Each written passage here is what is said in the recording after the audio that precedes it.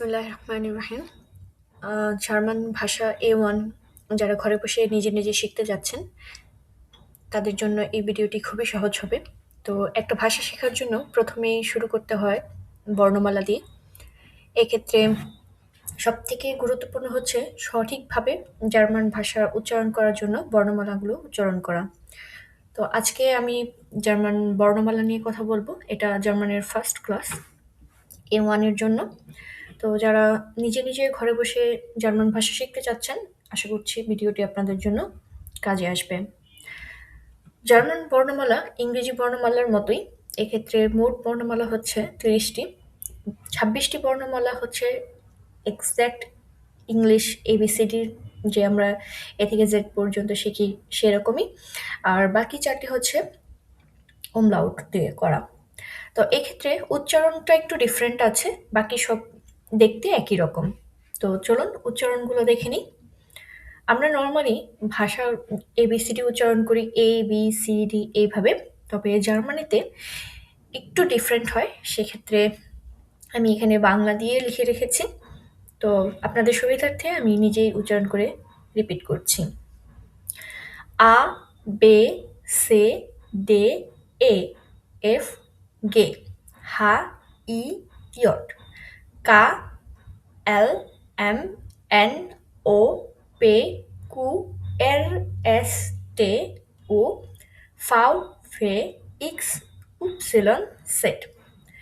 এক্ষেত্রে কিছু, কিছু জিনিস ডিফারেন্ট আছে যেটা আমাদের মুখস্থ করতে হবে। বাকিগুলো নরমালি একটু এ দিয়ে টান দিয়ে বললেই হয়ে যাবে। এছাড়া umlaut-এর ক্ষেত্রে umlaut-এর যেই ওয়ার্ডগুলো আছে বা লেটারগুলো আছে সেটা আমরা কিভাবে চিনব? এ, ও, উ এক্ষেত্রে ২ টা ফুটা দেওয়া থাকবে। এই ক্যাপিটাল লেটার হোক আর হচ্ছে স্মল লেটার হোক, ২ ক্ষেত্রেই হচ্ছে একই রকম থাকবে, নরমালি ইংলিশের মতোই। তবে এখানে umlaut-এর উপরে ফুটা দেওয়া থাকবে। এটার উচ্চারণটা একদম এর মতো হবে। umlaut এর উপরে যদি umlaut থাকে এটার উচ্চারণটা একদম এর মতো হবে। এ, ও, উ, এস সেট। এই এস সেটের উচ্চারণটা ডাবল এস এর মতো হয়ে থাকে। তো আমরা আবার রিপিট করি। খুবই সিম্পল। সহজ ভাবে শিখতে হলে আমরা বলতে পারবো। যেমন একটু এ টাইপের টান আছে। যেমন আ, বে, সে, ডে, এ, এফ, গে, হা, ই, ইয়ট, কা, এলেমেনো পে, কু, এর, এস, টে, উ, ফাউ, ভে, ইক্স, উপসিলন, সেট। আশা করছি আপনারা সহজেই বুঝতে পারবেন জিনিসগুলো, যেহেতু বাংলায় এখানে দেওয়া আছে। আর এস এখানে umlaut যেগুলো আছে সেগুলো হচ্ছে আ, ও, উ, এস সেট। তো যারা ভাষা শেখার জন্য আগ্রহ প্রকাশ করছে তাদের প্রথমেই এই umlaut সহ ৩০ টি বর্ণমালা জার্মানি শিখে নিতে হবে। এরপরে যেটা সবথেকে গুরুত্বপূর্ণ সেটা হচ্ছে যুক্তবর্ণ। আমরা জার্মানি এমন একটা ভাষা যেখানে আমরা যদি এই আলফাবেটগুলো শিখে যুক্তবর্ণগুলো মুখস্থ করে ফেলি তাহলে আমরা নিজে নিজেই রিডিং পড়তে পারবো। আচ্ছা, চলুন তাহলে দেখি কিভাবে হচ্ছে আমরা যুক্তবর্ণগুলো রিডিং পড়ব। তার আগে আমি আরেকবার এটা রিপিট করে নিচ্ছি। আমাদের যেহেতু প্রথম ক্লাস হচ্ছে এটা শেখা, তো আমরা সবাই রিপিট করব একসাথে। এক্ষেত্রে আমি কিছু কালারিং করে রেখেছি সহজে মুখস্থ করার জন্য একটা রিদমে।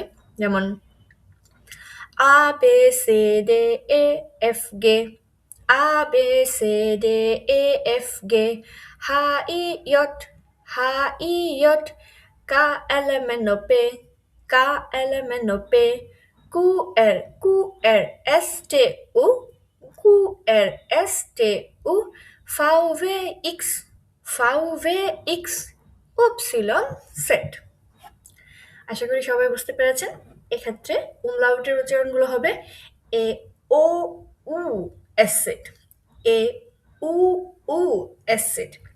এক্ষেত্রে আমরা যখন ও বলবো, ও এর সময় মুখটা গোল করে ভেতর থেকে বলবো ও, আর উ এর সময় একটু বাইরে মানে মুখটা বড় করে বলার চেষ্টা করব ও। ২ টা একটু মানে সেম উচ্চারণে হয়ে যায়, কিন্তু একটা হচ্ছে মুখ ছোট করে বলা আর একটু বড় করে বলা। ডিফারেন্ট, এতটুকুই। আশা করছি আপনারা এই জিনিসটা বাসায় প্র্যাকটিস করবেন। প্র্যাকটিস করলে জিনিসটা সহজেই মুখস্থ হয়ে যাবে। আর মুখস্থ হলে আমরা পরবর্তীতে যখন আ যুক্ত বর্ণগুলো পড়ব, তখন জিনিসটা আরো স্পষ্ট হয়ে যাবে আমাদের জার্মান রিডিং এর ক্ষেত্রে। তো শেষবারের মতো বিদায় নেওয়ার আগে আলফাবেটগুলো আবার পড়ার চেষ্টা করছি। আমার সাথে আপনারা চাইলে পড়তে পারেন। A, B, C, D, E, F, G. A, B, C, D, E, F, G. H, I, J.